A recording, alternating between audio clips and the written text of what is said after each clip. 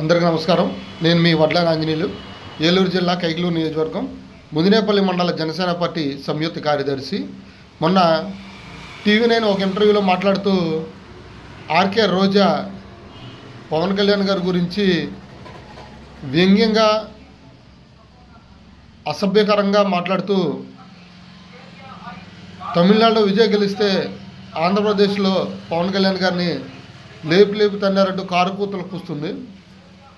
ఈ చమక్ డైమండ్ రాణి రోజాకి, అమ్మ డైమండ్ రాణి రోజా, ప్రజలు లేపు తన్నింది పవన్ కళ్యాణ్ గారిని కదమ్మా, లేపు తన్నింది మీ వైఎస్ఆర్సీపీ పార్టీని. ప్రజలు లేపు తంతే 151 స్థానాల నుంచి 11 స్థానాలకు వచ్చి పడ్డారు. మీరు ఇలాగే కారు కోతలు కూస్తూ ఈశ్వరుడు నోరిచ్చాడు కదా అని ఇష్టానుసారంగా జనసేన పార్టీ గురించి, పవన్ కళ్యాణ్ గారి గురించి మీరు ఇదే ధోరణిలో ఇలాగా మాట్లాడుతూ ఉన్నారనుకో, 11 స్థానాల నుంచి 1-2 స్థానాలకు వచ్చే గతి మీ పార్టీకి పడుతుంది. ఎందుకంటే జనసేన పార్టీని ప్రజలు స్వాగతించారు,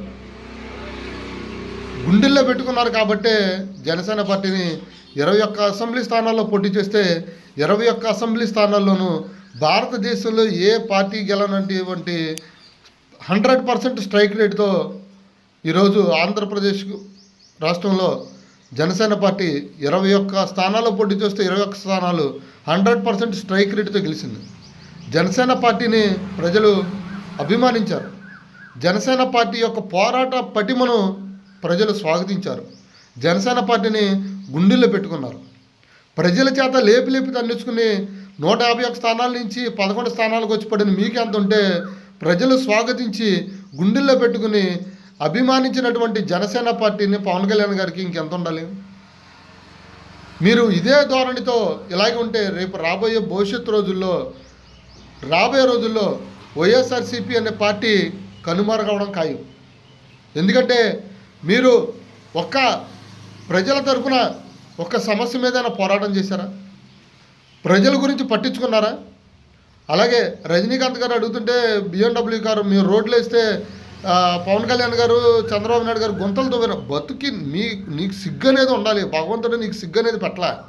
మీ బతుకి 5 సంవత్సరాలు ఆంధ్రప్రదేశ్ రాష్ట్రాన్ని పరిపాలిస్తే రాష్ట్రం మొత్తం మీద ఏ మూలైనా, ఏ పల్లెటూరులో అయినా ఒక్క గొయ్యి పోవడం కాదు, పలికిడ కంకరేసిన పాపన పోయారు మీరు. మీ బతుకి ఏనాడన్నా రోడ్లు వేసిన పాపన పోయారు మీరు. మీ రోడ్లు వేస్తే పవన్ కళ్యాణ్ గారు గుణపాలతో రోడ్లు తవ్వారా? ఈశ్వరు నోరిచ్చాడు కదా అని ఇష్టానుసారంగా మాట్లాడితే చెల్లుబాటు అవుద్దనుకుంటే, అమ్మ డైమండ్ అని రేపు రాబోయే రోజుల్లో ప్రజలు ఇంతకింత మీకు బుద్ధి చెప్తారు. అధపాతాలనికి ఇప్పుడు తొక్కడం కాదు, రేపు రాబోయే రోజుల్లో ఇంకా అధపాతాలనికి మీ వైసీపీ పార్టీని తొక్కే రోజులు ముందు ఉన్నాయి. పవన్ కళ్యాణ్ గారి గురించి మీరేదో వ్యంగ్యంగా మాట్లాడితేనో, మనకి చేతిలో మైక్ ఉంది కదని మీరేదో మాట్లాడితే ఆయన స్థాయి, ఆయన స్థానం ఎప్పుడు తగ్గదు. మీ నాయకుడు గులకరాలతో కొట్టించుకున్నా, కోడికత్తులతో పొడిపించుకున్నా, కనీసం ఏనాడు ఒక ప్రధానమంత్రి గారు ఫోన్ చేసి మాట్లాడిన దాఖలాలు కూడా లేవు. అలాంటిది మా నాయకుడు, ఆయనకి ఒక ఆపరేషన్ జరిగిందంటే సాక్షాత్ ప్రధానమంత్రి గారు ఇంటికి వెళ్ళి పలకరించి ఆయన కుటుంబ సభ్యులతో కేటాయించినటువంటి సందర్భం మొన్నటి రోజున అందరూ చూశారు. నిలువెత్తు నిజాయితీకి, నీతికి నిదర్శనం పవన్ కళ్యాణ్ గారు. ప్రధానమంత్రి స్థాయి వ్యక్తి, మరి భారతదేశం, ప్రపంచం మొత్తం మరి గౌరవించదగ్గ వ్యక్తి నరేంద్ర మోడీ గారు.